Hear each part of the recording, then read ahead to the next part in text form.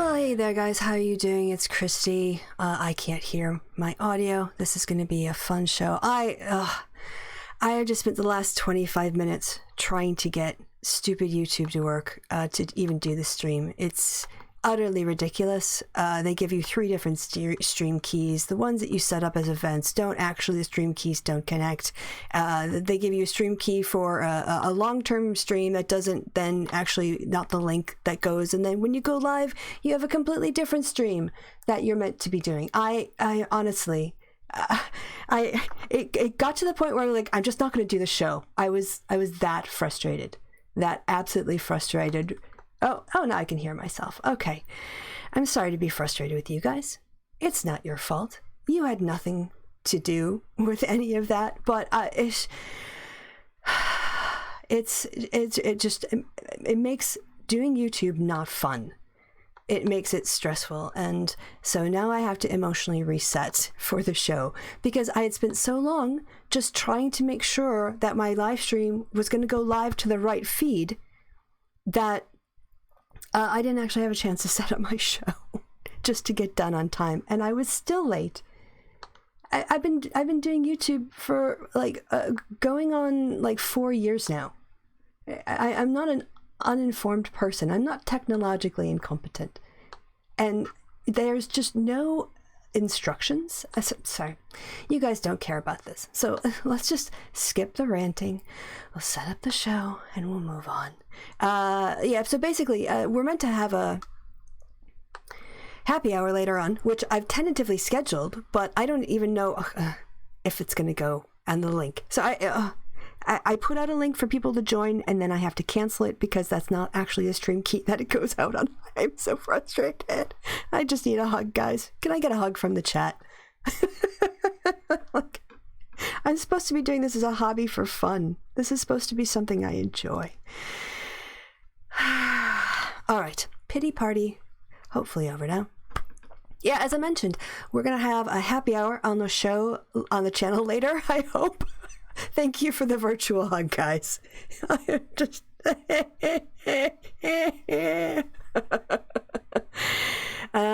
I think what I'm going to try to do is not try to set up the stream key before we go live. I think I'm going to have to put something on like music and go live and then try to connect it up then. I don't know how else. It's a nightmare. Anyway,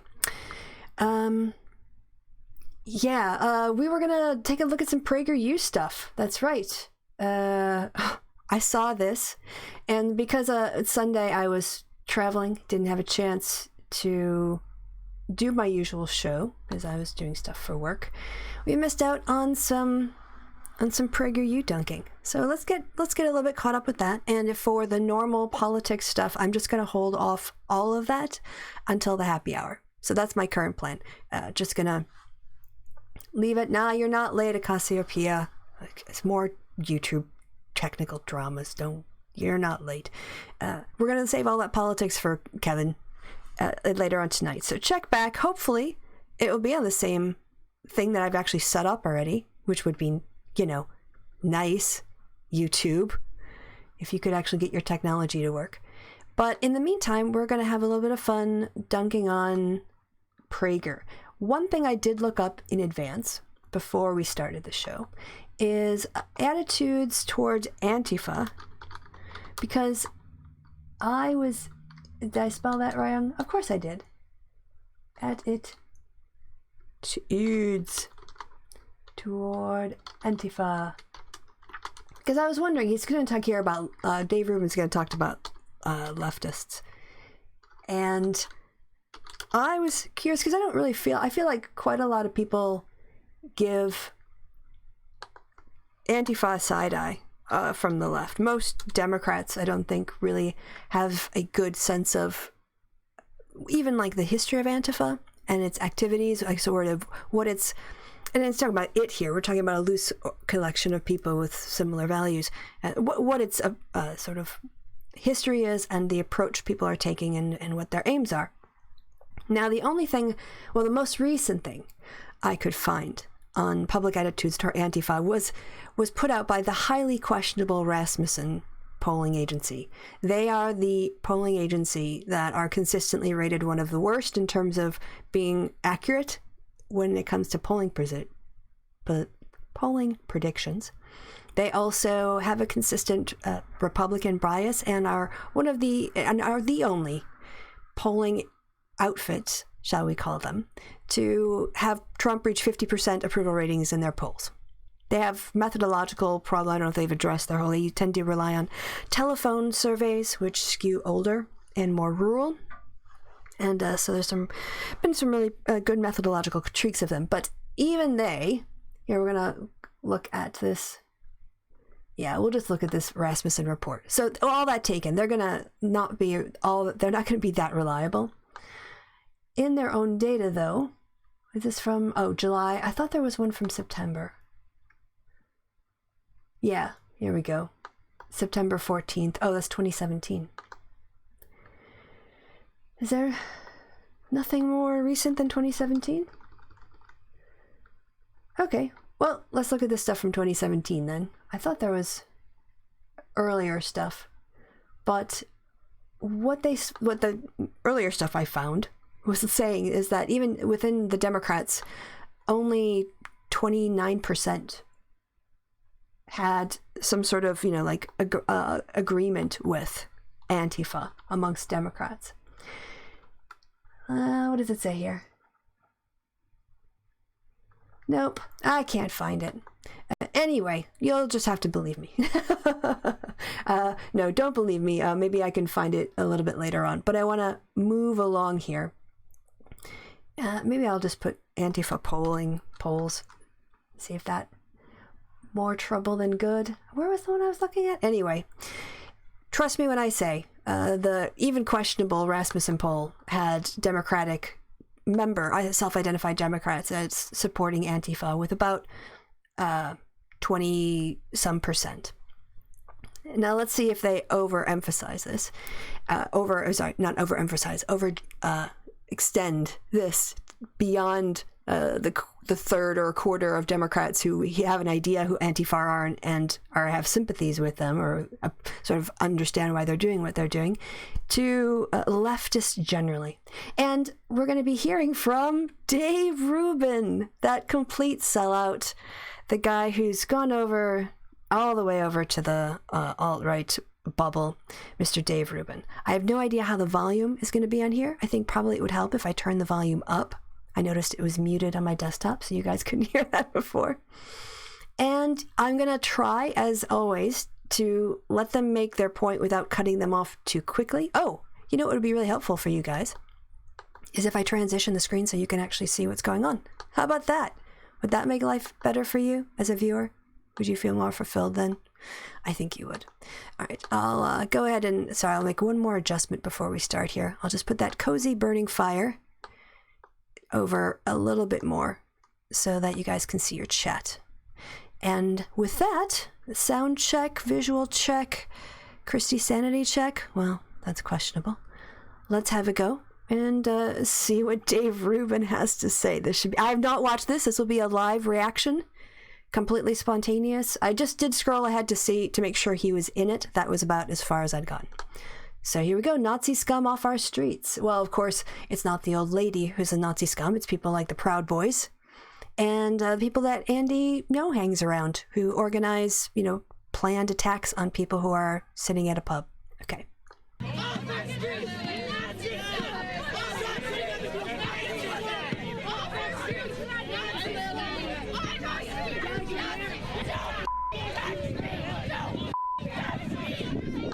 I have no idea what that was, but of course, no idea who those people were, why the people around them were being chanted at, but for all I know, that could be a plant.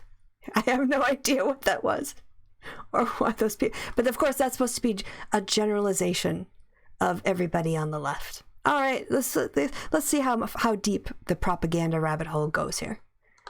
Tolerance. It's a word we hear a lot these days. Oh gosh, his voice is so annoying. He's a bit loud in my ears, so I'm just going to turn Dave in my headphones down a little bit.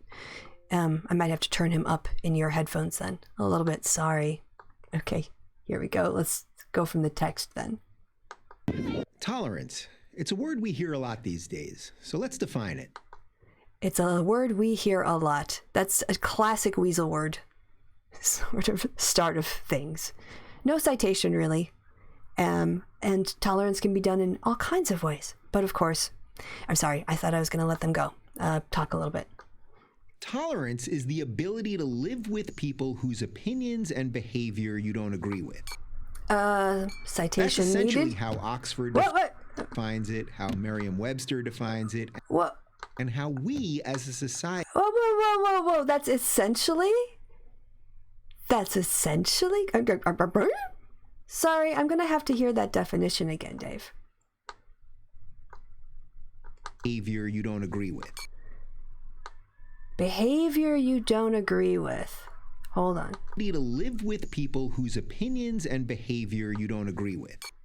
Okay, let's find out.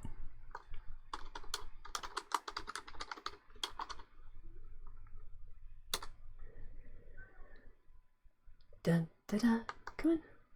Come on, Google. I know you can do it.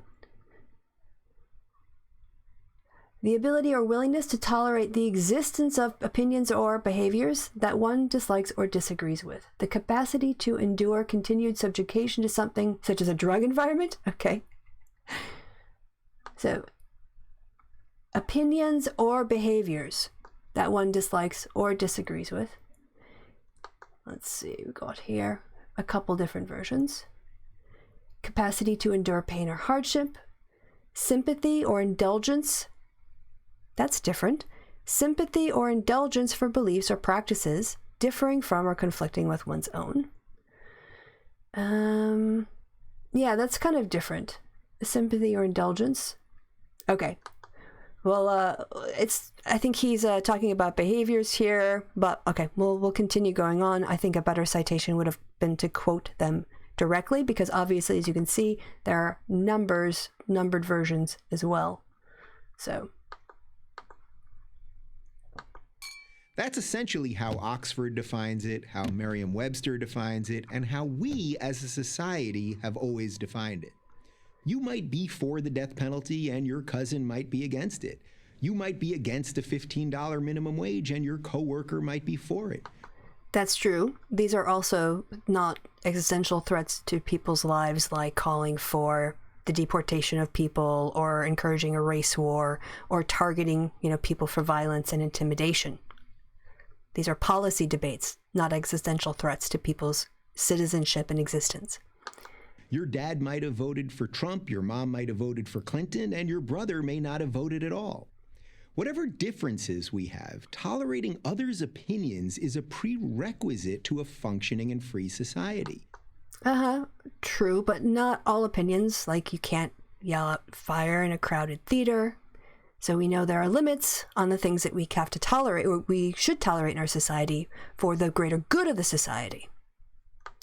America itself was built on a foundation of tolerance. Oh, no. What? No, America was built on slavery. There was no tolerance of the slavery debate when the founders were going about drawing up the Constitution, because they were more interested in the political expediency of the white supremacists in the South joining the federal government rather than having a moral debate about society. And what you're saying here is that they were willing to tolerate human slavery and sold out 25% of the population, 30% of the population, whatever it was at the time. And just in terms of the slave, people who were enslaved, and all the people who were excluded, all the white women who were excluded, and all the native peoples who, of course, weren't considered citizens. No. So what we're talking about is tolerance within a very narrow group of white men.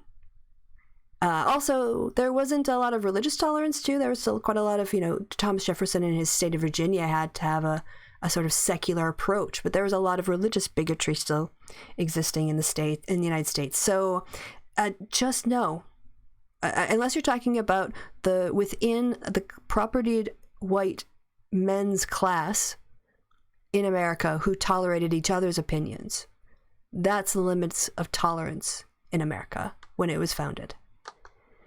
The Declaration of Independence guarantees us life, liberty, and the pursuit of happiness. It only guaranteed that to white property, by white people in general.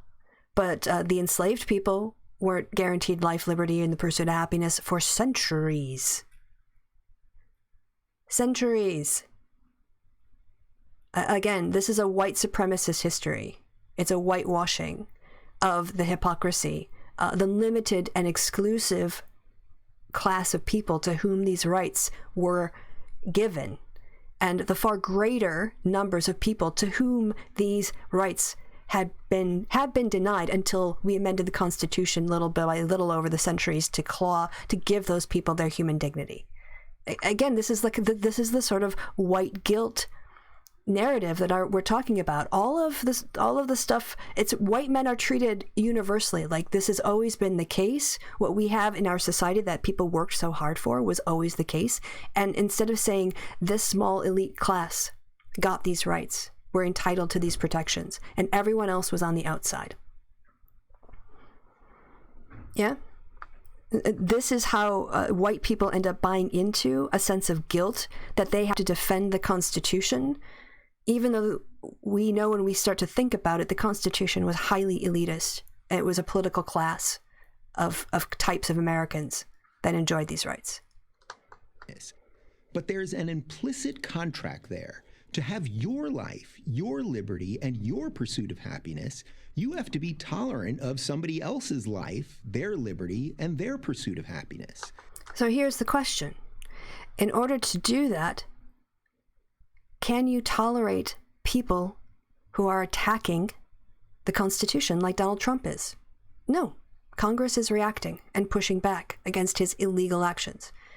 It are people who want to, like Richard Spencer, who want to divide up America again and have another sort of Confederate breakaway, and take land, appropriate land for white people, and are doing that by pushing, intimidation tactics, making it unsafe for other people, other citizens to live. No, we don't have to tolerate myself feeling like I can't live freely because of the threats of white supremacists, because if I speak out against them, people of color, gay people, all the people who are targeted by those groups, who are menaced by those groups, who are the victims of hate crimes by those groups. They don't have to endure that so that white people have to, aren't criticized and pushed back on those racist white people.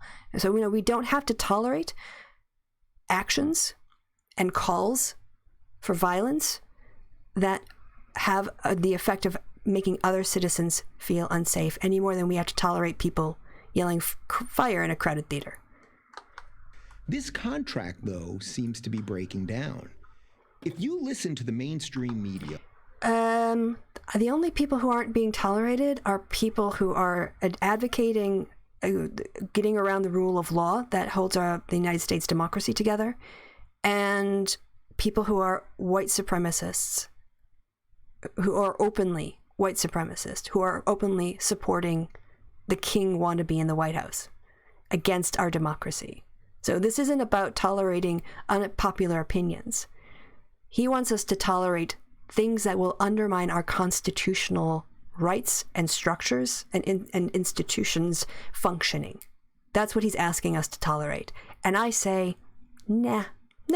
It's patriotic to stand up for this and say, no, this is beyond the pale. You are outside of our society. You are outside of our discussion. You want a discussion about how we give rights to everyone, and everyone is getting ahead and becoming more prosperous and feel safe, walking around, driving a car, doing their shopping. That's the society we want to talk about creating.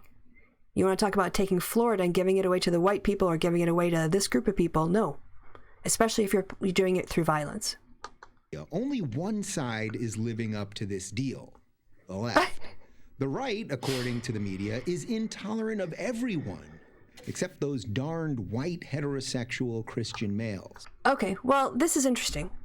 Let's take some examples, such as the woman who had a private business who refused to let her hotel rooms, to gay people because she said it was a violation of her rights and claimed it was her religious freedom to do that. That's not true. Increasingly, state legislatures are passing bills that allow pharmacists to refuse to dispense birth control on their personal religious grounds. So if a woman comes in and she has a prescription for the pill, even if it's for endometriosis or migraines or regulating her period, whatever her medical conditions are, that pharmacist can look at what he, usually, or she is prescribing and just go, no, I'm not going to fill that for you. Because that's my religious right, is to discriminate against you, even though I am not a doctor and I know nothing about your medical history or conditions, and it's none of my business. That's the kind of religious freedom excuse that they want to use to oppress and push out the trans community, LGBT people, to push back on marriage equality, all of that. So it is not, the right is being discriminatory against people. They are actually looking to use the constitutional right of, religious freedom of expression to impose their policies on other people. There's only one problem. It's just not true. Incredibly, the left isn't even tolerant of the very people they say they're tolerant of. If you're gay or black or an immigrant and you're not in lockstep with current leftist orthodoxy... Here's the thing. When we talk about identity politics, we're talking about systematic oppression that groups experience because of, like, say, if it's women experiencing sexism in various forms, whether it's cis women or trans women, reproductive health care access, for instance, those sorts of attacks, those are happening systematically to all women. Or we're talking about the racial bias in shootings. Right? The likelihood of you being shot by the police goes up considerably if you are not white. Statistically, we know that's true. So when we talk about institutional oppression that adversely affects individuals' lives, that's not to say if you're black, nothing you say can be criticized by the left. Candace Owens doesn't get a pass because of her skin color. She probably has experienced the same kinds of institutional racism that other people of color have experienced, but she doesn't get to sort of like speak on behalf of all black people without any criticism at all from the left because of her skin color. This is what Dave Rubin, of course, this is what they want to sell. They want to condemn identity politics when we point out these types of individual level discrimination because of people's group membership, or systematic institutional discrimination because of a class or group membership. And then say that we can't talk about. White supremacy is a myth. But when they want to use identity politics to shield any of their stooges, their shills, from any criticism from anyone on the left by claiming, oh, you can't criticize me, I'm fill in the blank. It's so dishonest. It's so incredibly dishonest. I mean, of course, we would know this about these people. They want to use identity politics to protect themselves from criticism while criticizing identity politics when it's pointed out by anybody else. It's the same playbook that Trump has. Use whatever it is your enemies want to, are talking about against them. You know exactly what I'm talking about. If you believe we should judge people on the content of their character... they're never quoting from... why aren't they quoting about the problems with the moderate whites when it comes to Martin Luther King? Why don't they ever quote the part about how he pointed out white people who want to tell oppressed people the pace and rate and tones that they can... the pace at which they will get their emancipation, and the tones that they have to take and how long they have in order to get it, and the patience that they have to show and how they have to speak in order to not offend the white people. They're always going for this, we're going to judge people by the content of their character and ignore everything else he said about the things that systematically track people into experiences based on, their location, their sex or gender orientation, gender or sexual orientation or gender identity, their ethnic origin, their age. They always, I hate the way that they misuse MLK. And not the color of their skin, the left calls you racist. If you believe that America is a nation of immigrants, but that our country should also protect its borders, the left calls you a xenophobe. Well, of course, what we're seeing from the Trump administration is targeted racist policies. I don't know if you guys saw this, but now they are proposing taking DNA from people at the border. I think I saw this in the Hill. DNA testing. Oh, not. including children of children and people who are illegally applying for asylum. Yeah, I can't do the New York Times. Here we go. This is the one I think I saw. Yeah, they want to create a big DNA database of people who are, but of course, it's not Canadians who are coming in. It's nobody north of the border.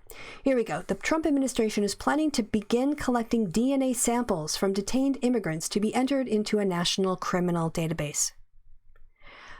I would imagine that entering in DNA samples from rape kits, untested rape kits, should be a much higher priority than randomly dumping in the DNA results of children whose parents are illegally applying for asylum. Anyone else of the opinion that maybe untested rape kits should rate a higher priority here when it comes to the safety of Americans?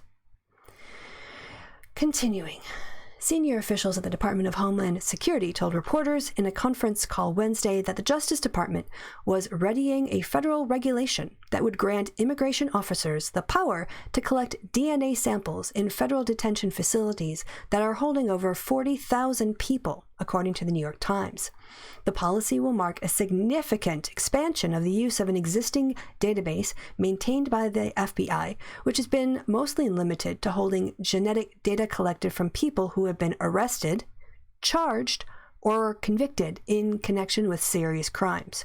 Officials would be allowed to collect DNA from children, as well as migrants at legal points of entry who are seeking asylum. The change sparked concern among immigration and privacy advocates who say the policy could further endanger immigrants, many of whom already face profiling or discrimination. So yeah, police state, they have concentration camps and now they're collecting databases and just dumping them all into a criminal database in order to be intimidating to people, wasting taxpayer resources, putting off other entries into that database that would be more appropriate and of better use to prevent crimes from known criminals. Not to mention just like privacy rights. Applying for asylum you don't suddenly cede your right to, have the government take a DNA swab that would normally require a court order or probable cause of something. It's fascism. Again, so it's not just about secure borders. This is a systematic policy by a white supremacist dictator who is trying to cling on to power. If you believe that men and women are equal but fundamentally different... Again, equal is not the same. And you want to talk about legal equality or social equality? Because what we think about how different types of people, and of course this is a false binary that they're presenting here. We've got the spectrum of gender identity. People are equal. And people on the left recognize the differences between different types of people. But what we don't think is that you should track women into mommy jobs and social roles, assuming things, and assume men are going to be making more money and have more power because that's patriarchy. So the differences that we object to are socially constructed differences, not the biological variation that we see in individuals. Once again, it's really difficult for the right to do a good video critiquing the left because they don't really understand our arguments. The left calls you sexist. Lies, God, he just lies. It just must be so nice to live in his little bubble, echo chamber, right-wing bubble where he's always the victim and he makes money from it. Here's the thing. Those who only tolerate people they agree with or like aren't actually tolerant. That would be the Trump administration, right? Because he is the one who is tweeting about civil war. He is the one who's talking about a coup. And people who are following, he's not tolerating Congress's congressional powers to have an impeachment process. Or neither is Newt Gingrich, or Rush Limbaugh, or Mike Pompeo, or Bill Barr, or, just keep on going. Anyone at Fox, well, Chris Wallace actually did a pretty good job of dragging Stephen Miller back and forth across his desk several times. But when it comes to tolerating opinions and policies, the demonization of Trumpists, of anything to do with the Democrats, that's the sort of undermining intolerance that Dave Rubin should be criticizing. So who is tolerant? Is it the organizers of the Women's March who...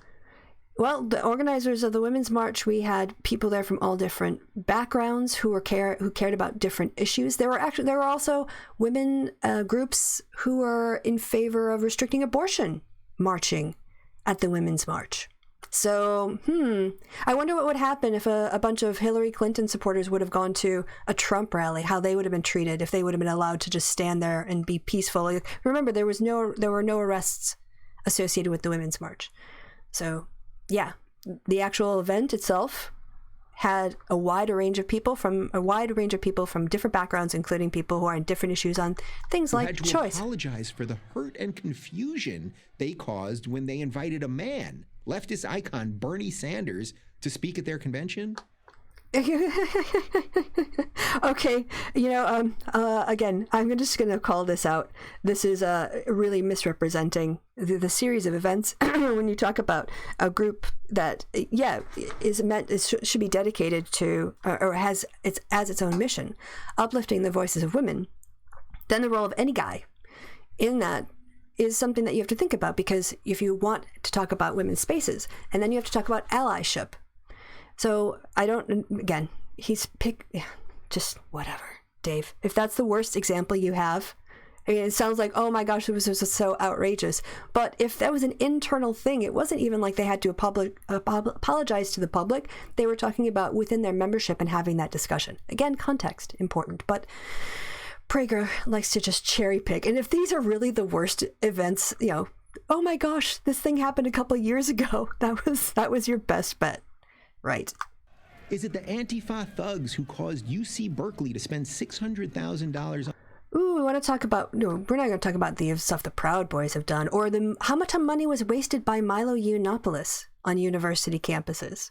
Oh, no. And, when we're talking about what happened with Antifa, again, years ago at this point, they have to live in their glory years of like 2016 in the Milo heyday, because since then they don't have anything to feed off of, because the right wing has been in many ways pushed back from the sort of platforming agenda that they were advancing with Richard Spencer trying to get on campus and Milo trying to get on campus.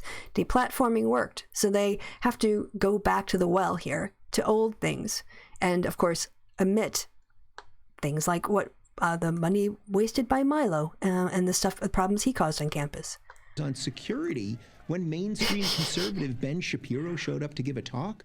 Or is it Democratic Congresswoman Maxine Waters who scolded Kanye West for talking out of turn when he dared suggest that blacks should think for themselves?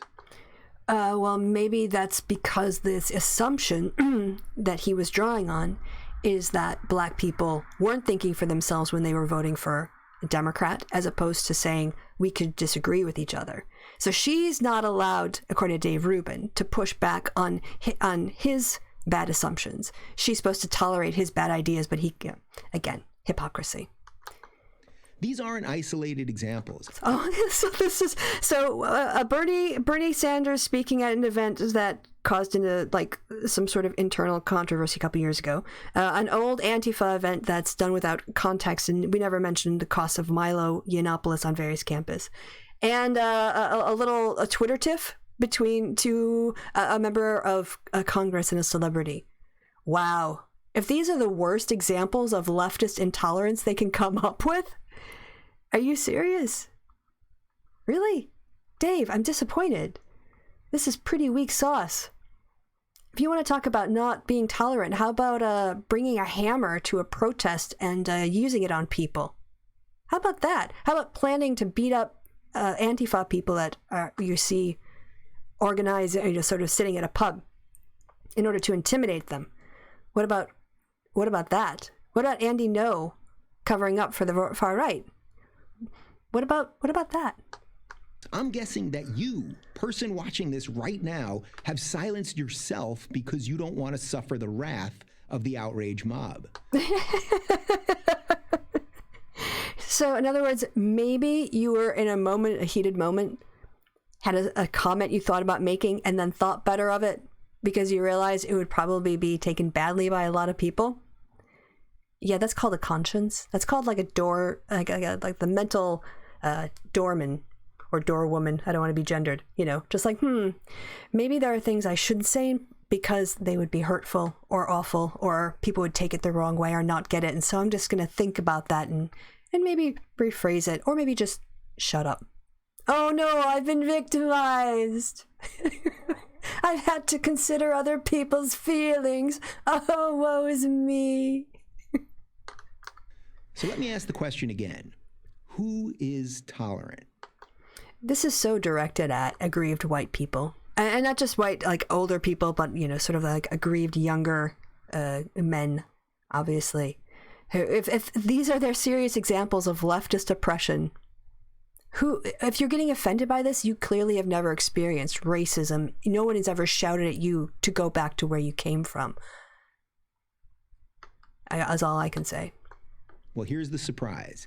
It's actually those scary right-wingers that the media and the universities demonize every day. I speak from personal experience. Maybe I'm a glutton for punishment here, but I still consider myself a liberal.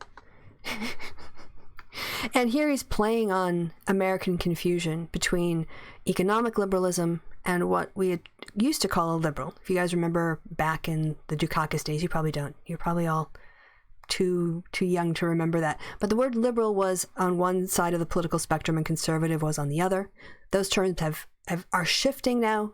Today, I would say it's more accurate to call people progressives if they're politically on the left, because liberalism is it's too widely used a term in economics, in politics, over the centuries. There's different forms of it. And so one can really hide a lot of current right-wing positions under the title of liberal. Oh, I'm a, economic liberal. Whatever.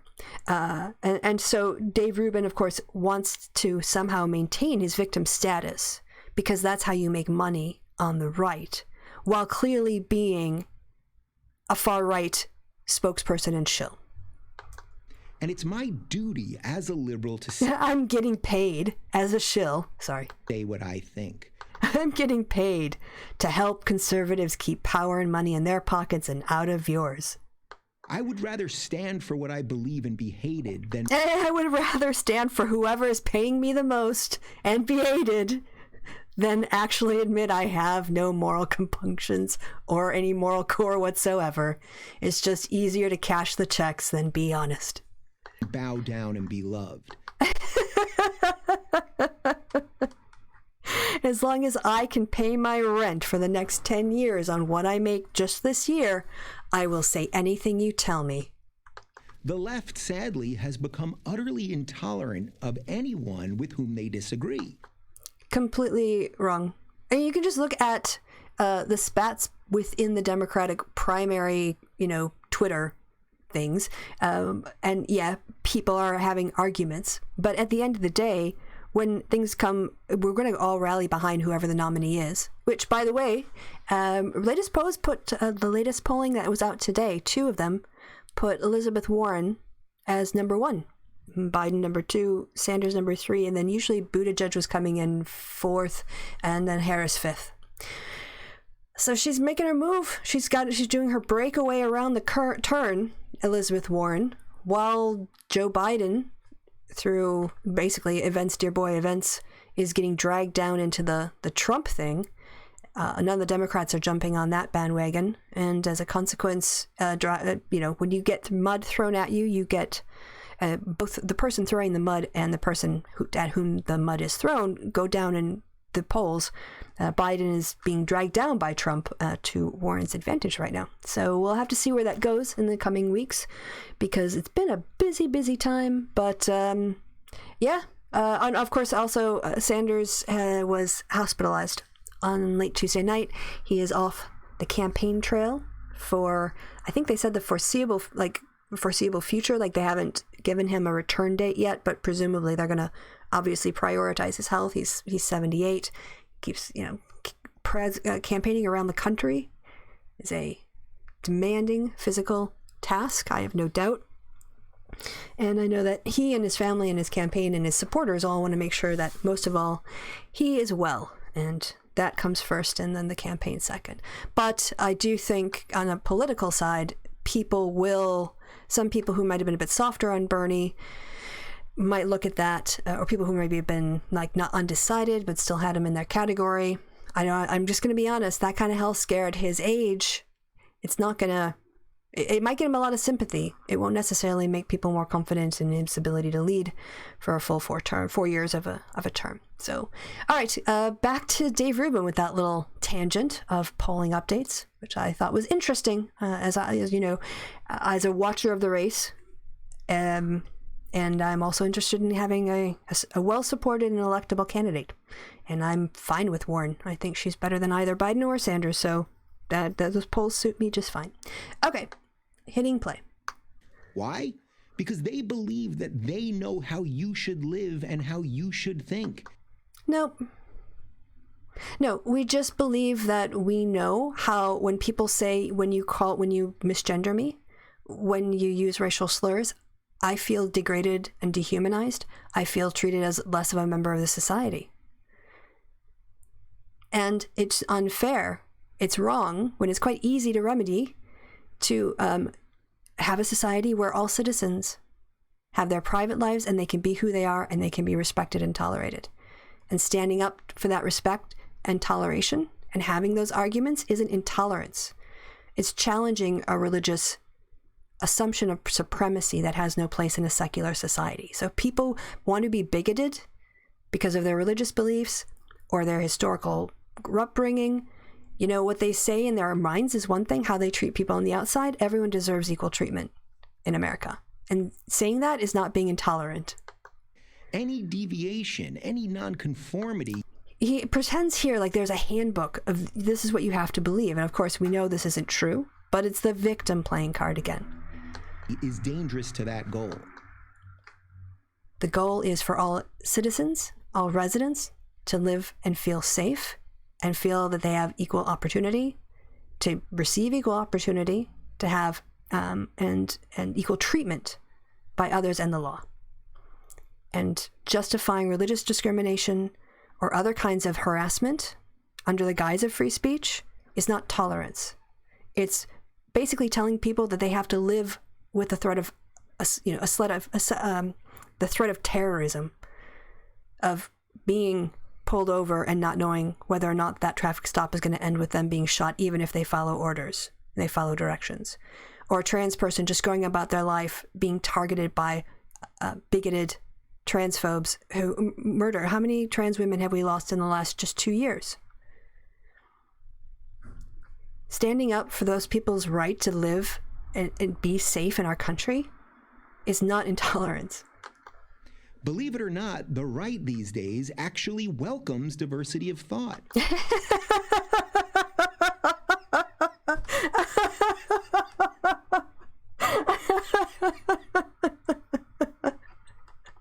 Yeah. Trump administration is really so respectful of diversity of thought when it comes to the Democrats or anyone else.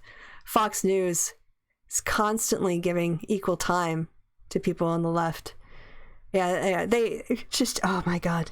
He can't cite examples of this, I'm going to bet. Let's see all the examples he comes up with, right? They managed to come up with tons and tons of examples of ways of social media engagement where there was maybe some slight tiffs as examples of leftist intolerance. So let's talk about all the examples of the right-wing people. Is it going to be Milo at the straight parade? Is that the kind of diversity of thought that he's thinking of? I can tell you that in the last few years of my political evolution, Okay, appealing to personal anecdote. That's a logical fallacy. Come on, where are the examples, Dave? Where are the examples? I've consistently found conservatives to be tolerant and open-minded. Because they pay me to say that. Come on, let's face it. We're not talking about the kind of tolerance or, they're tolerant of a woman's right to choose or tolerant of examinations of racial, departments where there's racism. No. They want to make it all go away. Tolerant and open-minded. It's amazing how nice people are when they're writing you checks. Don't take my word for it, though. Test it out for yourself. Wait, wasn't Ben Shapiro the one who said he would not bake him a cake for his wedding if Dave was going to get married? That's how tolerant he is. Oh, I'll just say it to your face with a smile. Oh, thanks. You're being so tolerant, Ben. Was that who it was? You guys can correct me in the chat if you remember. Go talk to some. They do exist, and they do things like watch movies, travel, and eat ethnic food. This is so dumb. There's like contextless PragerU. Maybe they got a little sensitive to that now. Hence the description of what's going on. Oh, look, conservatives, they're not total freaks. They're not aliens. They're not the lizard people. Well, maybe they are the lizard people. Maybe Trumpists are the lizard people. But they are lizard people who also eat popcorn and take trips and go to movies. My lizard overlords will... I'm telling you, they're just like us. You know, regular people things. You know, like lizard people. Like the regular people things, too. You know what I found out?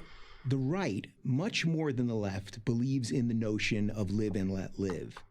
Exactly. Oh, how is that? Is that through the restriction of abortion rights, or trying to push back on, baking cakes, or even issuing marriage licenses, or in putting other? He can say this. He has no examples. Notice, other than his personal testimony, which of course has been paid for. They haven't come up with any examples on the right as they did on the left. Not even lame ones so far.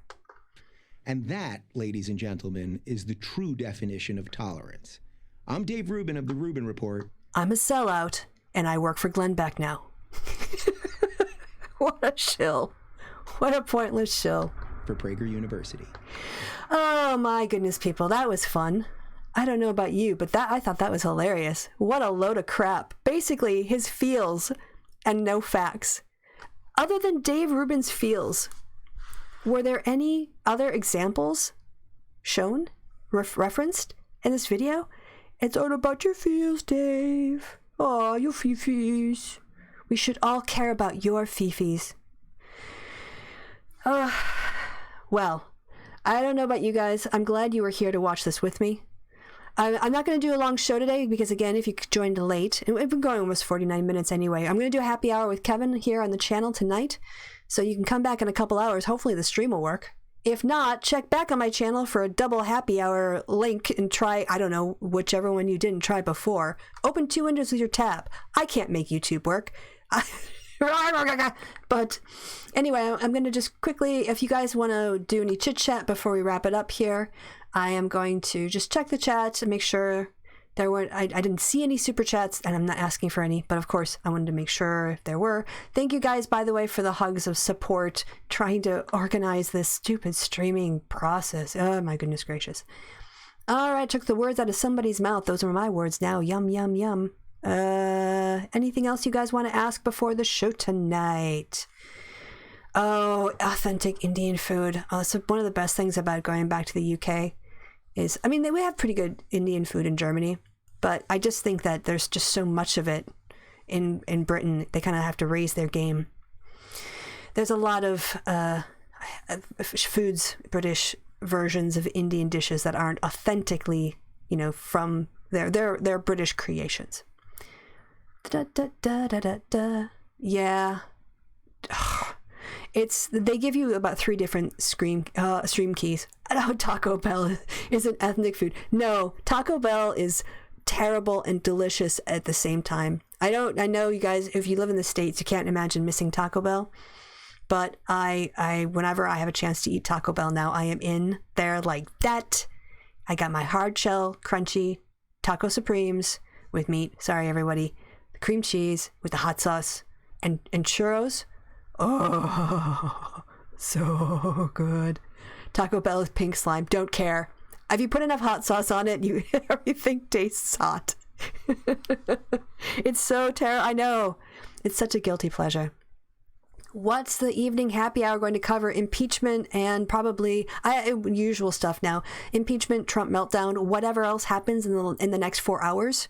Giuliani apparently was the source of that series of the conspiracy theory folder that was sent over to the IG, yada yada. Literally, I have to like just watch news up until the time we go live. So the happy hour will be on whatever happened last. The other thing is it will probably be involving Boris Johnson's non-offer of some sort of vague backstop thing to the EU, which isn't going to solve any problems. And the clock keeps ticking. So yeah, come back. I'm going to do my darndest to make sure that we actually broadcast on the link currently on my channel. Fingers crossed to me that I'll make that work. Thank you guys for stopping by. Not sure how many of you did stop by, but I appreciate it considering how last minute it was and the fact that I had to change the stream. And I think that all that's left to be said is that I've been Christy. You guys in the chat and watching in the future have been, will be, and always are awesome. I'll see you guys back here in a couple hours. Have a good evening, afternoon, or morning until then. Bye.